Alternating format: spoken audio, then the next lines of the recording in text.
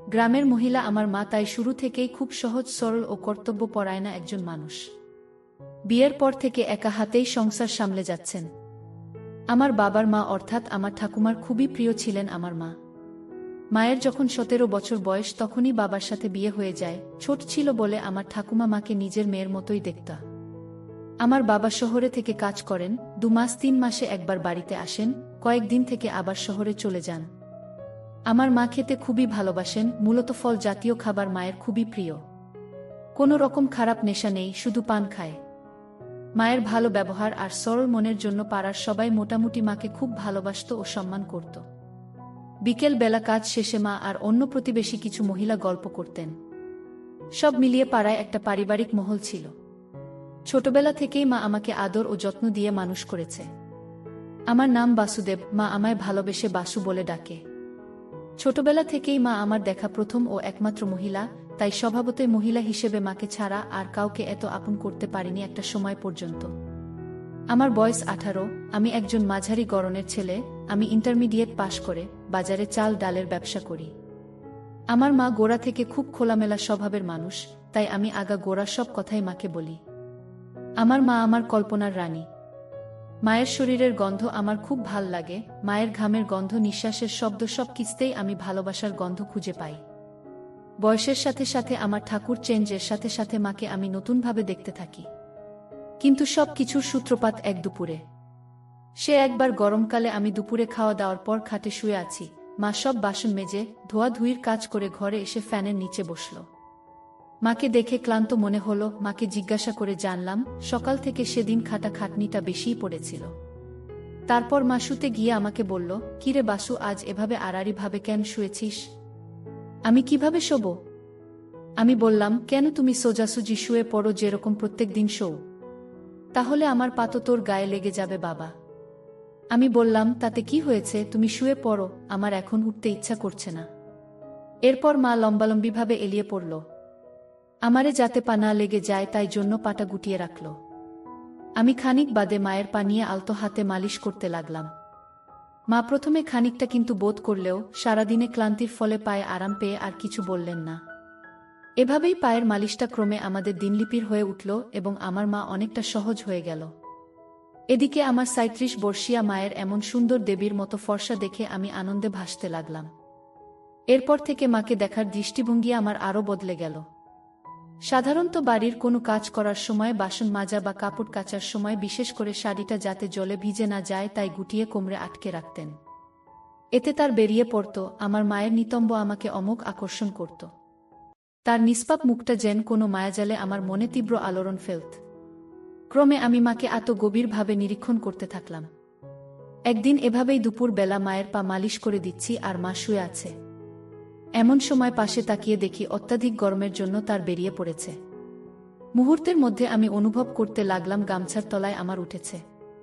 এরপর থেকে মায়ের প্রতি আমার আকর্ষণ এতটাই তীব্র হয়ে দাঁড়ালো যে শয়নে স্বপনে সারাদিনই আমি মায়ের শরীরকে কল্পনা করতে লাগলাম। মায়ের কথা ভেবে একা একা কাজ করতাম। মাকে খালি আমারকে দেখানোর উপায় ভাবতে থাকলাম। এদিকে প্রত্যেক দিন দুপুরে মায়ের পা মালিশ দেওয়ার বিষয়টা মায়ের কাছে এতটাই আরামদায়ক হয়ে উঠেছে আর মা বিষয়টার সাথে এতটাই সহজ হয়ে উঠেছে যে মা আমার অনুমতি ছাড়াই পা দুখানি আমাকে তুলে দেয় মালিশের প্রত্যাশায়। মাকে দেখেই আমার ঠাটিয়ে যায় আর গামছার উপর বানিয়ে ফেলে। মালিশের সাথে নাড়াচাড়ার সময় কখনো কখনো মায়ের পায়ের পাতা দুটি আমার সাথে লেগে যায়। প্রথমে ভয় পেলেও বিষয়টা আস্তে আস্তে আরও মজাদার হয়ে উঠল। খানিকক্ষণ পা মালিশ দেওয়ার পর মা গভীর ঘুমে আচ্ছন্ন হলে আমি নির্দ্বিধায় নিজের গামছা ফেলে সম্পূর্ণ অবস্থায় মায়ের পায়ের কাছে শুয়ে পড়ি আর তেল মালিশের সাথে সাথে মায়ের পা দুটোর মাঝখানে রেখে ধীরে ধীরে। সন্ধ্যায় আমার হঠাৎ ঘুম ভাঙলে দেখলাম মায়ের কোলে মাথা রেখে ঘুমিয়ে পড়েছিলাম। আমি নড়াচড়া করতেই মায়েরও ঘুম ভেঙে গেল। আমি বুঝলাম আমি তখনও সম্পূর্ণ অনাবৃত। মা আমায় বললেন আলোটা জ্বালতে। আমি এদিক ওদিক হাতড়েও গামছাটা খুঁজে পেলাম না। তাই মাকে বললাম, আমি স্নান করতে যাচ্ছি, গরম লাগছে, তুমি জ্বালিয়ে নাও বলে কলতলার দিকে গেলাম আর এদিকে মা সন্ধ্যা দ্বীপ জ্বেলে চাতালে এসে বসলেন। আমি কলতলায় বসে দুপুরের মুহূর্তগুলির স্মৃতিচারণ করছিলাম। মায়ের উপস্থিতি বুঝে কলতলার দরজা থেকে উকি মেরে বললাম, মা, গামছাটা একটু দাও না, তাড়াহুড়োতে গামছা আনিতে ভুলে গেছি। মা নিয়ে এসে দিতে এসে এত বছর পর আমায় সম্পূর্ণ অবস্থায় দেখল। খানিক আমার দিকে চেয়ে থেকে বলল, বাবা তাড়াতাড়ি গা ধুয়ে নাও। আমি চুল থেকে জল ঝাড়ার বাহানা করে গামছাটা নিতে একটু দেরি করলাম, যাতে মা আমাকে ভালোভাবে দেখে নিতে পারে। কিন্তু মায়ের তেমন কোনো আগ্রহ ছিল না। আরেকবার সুযোগ নেওয়ার জন্য মাকে বললাম, মা তুমি আমায় ছোটবেলার মতো পিঠ ঘষে স্নান করিয়ে দেবে? উত্তরে মা হেসে বলল, তুমি কি আর সেই ছোট আছো? এখন আমার থেকেও লম্বা হয়ে গেছ। তাও আমি তো তোমার কাছে চিরদিন ছোটই থাকব। মা একটা ভুবন ভোলানো হাসি দিয়ে বলল, আসো বাসু বাবা। আমি মনে মনে খুব খুশি হয়ে উঠলাম, ভাবলাম দেখা যাক কি হয়। মা কোলতলায় ঢুকে চৌবাচ্চার এক পাশে বসল। আমি মায়ের দিকে পিঠ করে মাটিতে বসলাম। মা আমার মাথায় জল ঢেলে চান করাতে লাগল, তার সাথে টুকটাক কথাবার্তা। মাথায় সাবান লাগিয়ে মা বলল, বাবা এবার দাঁড়াও, তোমার পায়ে সাবান লাগিয়ে দেই। আমি দাঁড়ালাম সামনে সামান্য ঝুঁকে, মা নির্দ্বিধায় আমার দিয়ে পরিষ্কার করতে লাগল পায়ের গোড়ালি, কোমর। এরপর সামনে ঘোরার সময় ভেবেই উত্তেজনায় আমার একটু একটু জান আসতে শুরু করল। হঠাৎ আমার মনে পড়ল, কলতলায় এসে তো ভালো করে ধোয়াও হয়নি, দুপুরের সেই শুকনো দাগ জমে রয়েছে, মা কি ভাববে ভেবে ভয় করছে। আবার মা আমাকে এতটা কাছ থেকে দেখবে ভেবে ভালোও লাগছে। কি করব ভাবছি, এমন সময় মায়ের আওয়াজ পেলাম, বাবা এবার ঘুরে দাঁড়াও। মায়ের আওয়াজ শুনে ততক্ষণে আমার ছোট হয়ে গেছে, মন শক্ত করে ঘুরে দাঁড়াতে মা পায়ে সাবান ঘষতে শুরু করল। এরপর সামনে এসে বাম হাত দিয়ে তুলে ধরে সাবান ঘষতে থাকল। চামড়াতে তলার দিকে টান পড়ায় ততক্ষণে আমার মায়ের আলগা হাতের তালুতে উন্মুক্ত হয়ে গেছে। মায়ের হাতের সাথে সরাসরি সংস্পর্শে আমার ফুলতে শুরু করল। এদিকে মা শাড়িটাকে গুটিয়ে কোমরে বেঁধে রেখেছে। এই দেখে মা আমার দিকে চেয়ে রইলেন কিছুক্ষণ, তারপর বললেন, বাবারে আমার বাসু বাবার কত বড় হয়ে গেছে। আমি খানিকটা লজ্জিত ও অনেকটাই গর্বিত বোধ করলাম মায়ের এই কথায়, কিন্তু মুখে কিছুই বললাম না। মা সাবান লাগাতে লাগাতে বলল, সেই ছোটবেলায় তোকে তেল মাখাতাম, তারপর খানিক রোদ্দুর গায়ে লাগিয়ে ভালো করে সাবান দিয়ে ডলে ডলে চান করাতাম, আর আজ কত বড় হয়ে গেছে আমার বাসু বাবা। আমি কোথায় বড় হলাম মা, আগের মতো আজও তো তুমি আমায় চান করিয়ে দিচ্ছ, তুমি চাইলে রোজই করাতে পার। মা একবার আমার দিকে চেয়ে একটা মিষ্টি হাসি হাসলেন, ইচ্ছা হলো ওই মায়াময় চোখ দুটিতে ডুবে যাই, এই সুন্দর প্রতিমার মতো মুখটাকে আদরে আদরে ভরিয়ে দেই। তারপর ছেড়ে বললেন, হাঁটু গেড়ে বস বাবা, তোমার মাথা আর বুকে সাবান লাগিয়ে দিই। আমি মাটিতে বসতেই আমার মায়ের পায়ে লাগল। আর ভালোভাবে জায়গা বানানোর জন্য মা নিজের বা পাটা আমার ডানে রাখলেন। খানিকক্ষণের জন্য আমার মনে হলো আমি দেবীর আরাধনায় বসেছি। মায়ের দিকে এক দৃষ্টিতে চেয়ে থাকলাম। মা বুকে সাবান ঘষতে ঘষতে বলল, আমি খানিকটা লজ্জিত ও অনেকটাই গর্বিত বোধ করলাম মায়ের এই কথায়, কিন্তু মুখে কিছুই বললাম না। খানিকক্ষণের জন্য আমার মনে হলো আমি দেবীর আরাধনায় বসেছি। মায়ের দিকে এক দৃষ্টিতে চেয়ে থাকলাম। মা বুকে সাবান ঘষতে ঘষতে বলল, সে কি হয় বাবা, এখন তুমি বড় হয়েছ, তোমার সব কিছুই ধীরে ধীরে পরিবর্তিত হবে, পরিস্থিতি বদলাবে, অনেক সঙ্গী সাথী হবে। কিন্তু একটা কথা মনে রেখো বাবা, যে কোনো বিপদে বা খারাপ পরিস্থিতিতে পড়লে আমায় সব কথা খুলে বলবে, একদম দ্বিধা করবে না বাবা। আমি তো সব কথাই তোমায় বলি মা, তুমি ছাড়া আমার এত আপন আর কে আছে, তোমায় আমি খুব ভালোবাসি। আর বড় হওয়া মানে যদি তোমার থেকে দূরে সরে যাওয়া হয়, তাহলে এমন বড় আমি হতে চাই না। মা আমার দিকে চেয়ে আবার হাসলেন সেই ভুবন ভোলানো হাসি, বললেন, বড় হতে চাই না বললেই হলো, বড় তো তোমায় হতেই হবে। তুমি বড় হবে, আমি বুড়ি হব, কিন্তু তার আগে তোমার একটা জীবন সাথী খুঁজে দিতে হবে আমাকে, যে তোমার খেয়াল রাখবে, তোমার জন্য রান্না করে দেবে। আমি বললাম, রান্না তো তুমিও আমার জন্য কর মা, আর আমি তাতেই খুশি, আমি তোমার সাথেও থাকব, আর কারো সাথে না। মা হেসে বললেন, তা সে ঠিক আছে, এবার ওঠ বাবা। মা বললেন, বাসু বাবা, তোমার এখানে এসব নোংরা জমে আছে কেন? তুমি স্নানের সময় পরিষ্কার কর না কেন? এত অপরিষ্কার থাকলে চুলকানি হবে তো, আর এখানের গুলো পরিষ্কার করে রাখবে, না হলে চুলকানি হবে, এগুলি কেটে সুন্দর করে রাখবে। আমি মনে মনে ভাবলাম, তোমারও তো একই হাল, বরং তোমারটা আমার থেকেও অনেক ঘন, তাহলে তুমি কাট না কেন? আমি ঘরে শুয়ে শুয়ে এসব কথাই ভাবছি, এমন সময় মা ঘরে এল। এমন ঘর অন্ধকার করে আছো কেন বাসু বাবা? আমি বললাম, কিছু না, এমনি আলো ভালো লাগছে না। মা আলো জ্বাললেন। আমি বাম হাত দিয়ে চোখ দুটো ঢাকলাম আর ফাঁক দিয়ে মাকে দেখতে থাকলাম। আলো জ্বেলে মা আমার দিকে চাইতেই আমার তার চোখে পড়ল। মা খানিকটা আশ্চর্য হয়ে তাকিয়ে থাকল। তারপর শান্তস্বরে বলল, তুমি এভাবে শুয়ে আছো কেন বাবা? কাপড় পরো, কেউ দেখলে কি বলবে? বলবে এত বড় ছেলে এখনো বাড়িতে কাপড় পরে না। এখন বাড়িতে তুমি আর আমি ছাড়া কে আছে মা যে আমায় দেখবে? আর তাছাড়া কে কি ভাবলো তাতে আমার কিছু এসে যায় না। আর বাকি থাকলে লজ্জার কথা, তুমি তো আমার মা, আমাকে ছোটবেলা থেকে অনেকবারই এভাবেই দেখেছ, তাহলে তোমার সামনে কিসের লজ্জা? হ্যাঁ, তোমার যদি এতে খারাপ লাগে তাহলে বল, আমি অবশ্যই পড়ে নিচ্ছি। মা কাছে এসে খাটে বসলেন, বললেন, না বাবা, আমার কেন খারাপ লাগবে? তুমি ঘরের মধ্যে যে রকম খুশি থাকতে পার, আর আমার থেকে একদম লজ্জা করবে না। এরপর একটা সেক্তা হতে থাকল, ক্রমে রাতের খাবার খেয়ে শুয়ে পড়লাম। এরপরে বেশ কয়েকদিন কেটে গেল, তেমন কিছু ঘটল না। আমিও দোকানের কাজ ও অন্যান্য কাজে ব্যস্ত হয়ে পড়েছিলাম। নিজেকে শান্ত করার কথা প্রায় ভুলেই গেছিলাম। সেদিন সম্ভবত শনিবার, সকালে উঠে আমি আমার কাজে চলে গেলাম। সারাদিন দোকানদারি করে গো ডাউনে মাল তুলে ঘরে ফিরতে ফিরতে বেলা 3টে বেজে গেল। ফিরে দেখি মা পুকুর পাড়ে বসে আরও কিছু পাড়ার মহিলার সাথে একসাথে জামাকাপড় কাচ্ছে আর গল্প করছে, শাড়িটা সেই কোমরে বাঁধা। আমি কাছে গিয়ে পুকুরের জলে হাত ধুতে থাকলাম। মা বলল, ঘরে গিয়ে বস, ঠান্ডা হয়ে স্নান করে নাও, আমি খাবার দিচ্ছি। আমি হাত ধুতে ধুতে মায়ের দিকে লক্ষ্য করলাম। আমি ঘরে ঢুকে গেলাম, পাখাটা চালিয়ে বসলাম। একটু পর সাবান নিয়ে পুকুরে গেলাম স্নান করতে। অন্যান্য সব মহিলারা চলে গেলেও মা তখনও ছিল, ভেজা কাপড়গুলো তারে মেলে দিচ্ছিল। আমার হঠাৎ কি মনে হলো, আমি সরষের তেল নিয়ে এসে পায়ে হাতে মাখতে থাকলাম। মা এসে জিজ্ঞাসা করলেন, কি হলো বাবা, আজকে তেল মাখছ যে এভাবে? আমি বললাম, স্নান তো করবই, তাই ভাবলাম আগে একটু মেখে নিই। খানিক বাদে এসে মাথায় পিঠে তেল মাখিয়ে দিল, এরপর পায়ে থেকে শুরু করে তেল লাগিয়ে দিল। এতে আমি খুবই পুলকিত হলেও মা বেশ সাবলীলভাবেই নীল ব্যাপারটাকে।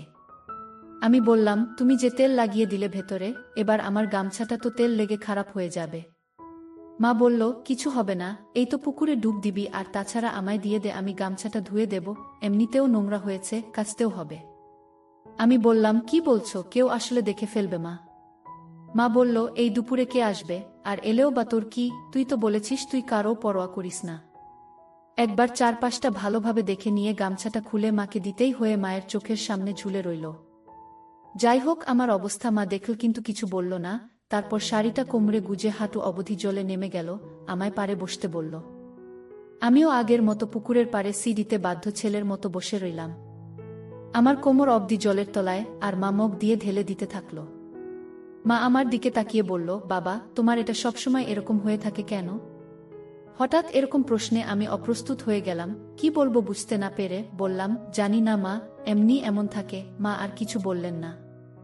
এমন সময় আমাদের দুঘর পরের বাড়ির এক কাকিমা কোথা থেকে এসে আমার পেছনে এসে দাঁড়াল। মুহূর্তের জন্য আমি হতভম্ব হয়ে গেলাম। সেই কাকিমা মাকে উদ্দেশ্য করে বলল, কি গো ভাবি, ছেলেকে চান করাচ্ছ? এই বলে পাশে গাছের সাথে বাঁধার তার থেকে দুটো শুকনো জামাকাপড় তুলতে এল। এদিকে আমি কোমর অবধি জলের তলায় তখন সম্পূর্ণরূপে। আমি কি করব ভাবছি, এরকম সময় মুহূর্তের মধ্যে আমি উপলব্ধি করলাম, কি যেন একটা আমার জলের তলায় চেপে ধরল। তীব্র ব্যথায় আমার মুখ দিয়ে আওয়াজও বেরোল না। পরক্ষণে বুঝতে পারলাম ঘটনার তৎপরতায় আমার মা আমার তার বাম পা দিয়ে জলের তলায় চেপে ধরেছেন। এতে মুহূর্তের জন্য আমার মনে হলো মায়ের পায়ের কঠিন চাপে আমার ভেঙেই যাবে। সাধারণত অবস্থায় আমার পুরোপুরিভাবে উপরের দিকে মুখ করে দাঁড়িয়ে থাকে, এরম অবস্থায় কেউ যদি এটাকে নিচের দিকে চেপে রাখে তাহলে তো কষ্ট হবেই। আকুল নয়নে মায়ের দিকে তাকালাম। মা প্রথমে গ্রাহ্যই করল না। তারপর মাথা নিচু করে আমার দিকে চাইল। মায়ের চুলখানি মুখের উপর এসে পড়েছে। উফ, কি অপূর্ব মুখখানি, কোমল, স্নিগ্ধ, টলটলে দুটি গালের মাঝে গোলাপের পাপড়ির মতো গোলাপি আভা প্রদান করছে। আহা, কি মোহময়ী, শান্ত, অচট, চপল, শীতল অথচ ক্ষমাশীল কিন্তু দণ্ডদাত্রী রূপ। আমি অনুরোধের ইঙ্গিতে হাত দুটো দিয়ে মায়ের দিকে চেপে ধরলাম। অথচ মা আমার মুখে যন্ত্রণার অভিব্যক্তি দেখেও তেমন উদ্গ্রীব হল না। আমি দুহাত দিয়ে মায়ের পা খানি তুলতে চেষ্টা করলাম, কিন্তু আমার দুর্বল হাত দুটি তার দেবী পথ সরাতে ব্যর্থ হল। আর এতে ফল হলো বিপরীত। আমি হাত দিয়ে তার পা খানি টেনে উপরে তোলার চেষ্টা করছি বুঝে মা খানিকটা ভর দিয়ে আমার ইস্পাতকে পুকুরের সিঁড়ির দিকে আরও চেপে ধরল। আমি ব্যথা অনুভব করলাম। এদিকে আমার মা নির্বিকার হয়ে ওই মহিলাটির সাথে কথা বলে যাচ্ছে। শেষে আর থাকতে না পেরে খানিকটা ঝুঁকে মায়ের ধরলাম। এদিকে আমি প্রবল চাপ থেকে মুক্তির কারণে আরামে পুকুর পাড়ে শুয়ে হাঁফাতে লাগলাম। আমি বললাম, মা গো, এরমভাবে কেউ চাপা দিয়ে ধরে? আমার তো ব্যথা উঠে গেছিল। মা বলল, কি করতাম বলতো বাবা, তোর কাকি হঠাৎ করে এসে গিয়েছিল, তোমায় এরকম ভাবে দেখলে খারাপ ভাবত। মা আবার জলের তলা দিয়েই পায়ে জল দিয়ে থাকল। আমি বললাম, আমি জানি না, তুমি তো আছো আমার যত্ন নেওয়ার জন্য। এ কথায় মা মিষ্টি হাসল শুধু। তারপর আমি মাকে ছেড়ে খানিকটা সরে এসে দাঁড়ালাম। মা একবার মাথা নিচু করে আমার দিকে চেয়ে বললেন, গামছাটা কোমরে জড়িয়ে নেও বাবা। আমি বললাম, এই তো, আর 10 পা দূরেই তো দরজা, আর এখানে এত বেলায় কেউ আসবেও না, এমনিই চলো। মা আর কিছু বলল না। মায়ের পিছন পিছন সম্পূর্ণ অবস্থায় ঘরে গেলাম। ঘরে পৌঁছে লুঙ্গি পরে নিলাম। ঘড়িতে দেখি 4টে বেজে গেছে। মা খেতে দিল। খেয়ে দেয়ে শোবার ঘরে গিয়ে বসলাম। মনটা তখন খুব অশান্ত, মাঝে 5-6 দিন কোনো রকম কিছু হয়নি। মা খানিক বাদে নিজে খেয়ে দেয়ে সব ধুয়ে নিকিয়ে ঘরে এলে দেখি মা আমার ঘেমে চান। মা খাটে এসে বসে নিজের আঁচল দিয়ে আর ঘাম মুছতে লাগল আর পান সাজতে লাগল। মাকে খুব ক্লান্ত দেখাচ্ছিল। আমি বললাম, মা তুমি বস, আমি পান সেজে দিচ্ছি। মা বিছানায় শুতেই আমি ভালো করে পান সেজে মাকে দিলাম। বললাম, তোমার খুব খাটাখাটুনি পড়ে যাচ্ছে, বাড়িতে একটা কাজের লোক রেখে নি, কি বলো? মা বলল, না বাবা, এই তো রান্না বান্না, বাসন ধোয়া আর কটা কাপড় কাচা, এর জন্য আর লোক রেখে কি হবে? সত্যি বলতে কি, আমাদের গ্রামে কাজের লোক রাখার প্রচলন তেমন নেই। সবার ঘরে সবাই নিজের কাজ নিজেরাই করে নেয়। আমি বললাম, তুমি শো, আমি তোমার পা মালিশ করে দিচ্ছি। মা প্রথমে না না করলেও শেষ পর্যন্ত আমার জোরাজুরিতে রাজি হল। মায়ের বয়স প্রায় 38, কিন্তু গড়ন বা শরীরের গঠন দেখলে তা বিশ্বাস করা অসম্ভব। যাই হোক, আমি যথাসম্ভব নিজেকে সংযত রেখে সুবিধামত রেখে মায়ের পায়ের পাতা অবধি তেল মালিশ করতে থাকলাম। হঠাৎ লোডশেডিং হতেই একটা দমকা গরম অনুভব করলাম, তার সাথে বুঝলাম মা নড়ে উঠল। তাড়াতাড়ি ঢেকে দিলাম আর মায়ের পাটা মালিশ করতে থাকলাম। মা বলল, যা আবার লোডশেডিং হলো? তারপর কিছুটা আরাম অনুভব করে বলল, বাসু বাবা, অনেক হয়েছে, এবার শুয়ে পড়ো, অনেক ঘেমে গেছো তো। আমি বললাম, কোথায় হলো মা, আমি তো এখনো তোমার মালিশ করলাম না। তুমি তাড়াতাড়ি শো, আমি মালিশ করে দিচ্ছি। মা বলল, তোমারও তো শরীর ক্লান্ত বাবা, সারাদিন দোকানে কত খাটুনি হয়। আমি বললাম, না মা, আমার এখনো ঘুম পায়নি, আর তো বিকেল হয়ে এল প্রায়, ঘরে আলোও নেই, একেবারে রাত্রে শোব।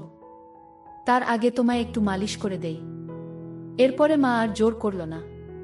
একথায় মা প্রথমে দ্বিধা করলেও ঘরে তেমন উজ্জ্বল আলো না থাকায় দড়িটা সামনে থেকে খুলে দিতেই সায়াটা আলগা হয়ে গেল, আর ব্লাউটাও খুলে দিল। আমি আবার মায়ের পাছার নিচে থাইয়ে পিছনের অংশে বসে আলগা হাতে মায়ের হাত দিয়ে অনুভব করতেই আমার সারা গায়ে কাঁটা দিয়ে উঠল। আমার সেই মা, যার রূপে আমি মহাবিষ্ট, যার শারীরই আমাকে পাগল করে দেয়, সেই মা যাকে কল্পনা করে আমি ছেলেবেলা থেকে কতবার মনের ইচ্ছা পূরণ করেছি তার ঠিক নেই। সেই মা আজ আমার সামনে সম্পূর্ণ বিবস্ত্র, তাকে স্পর্শ করতে পারলেও তাকে দেখতে পাচ্ছি না। যাই হোক, ভালো করে তেল ঢেলে ক্রমে মায়ের মালিশ করছি। মা এদিকে টুকটাক কথা বলে চলেছে আমার সাথে, আমিও হ্যাঁ না হুম ছোট ছোট শব্দে উত্তর দিচ্ছি। এমন সময় আমার মাথায় একটা দুষ্টু বুদ্ধি এলো। আমি একটু উঠে খুলে ফেলে সম্পূর্ণরূপে হয়ে গেলাম।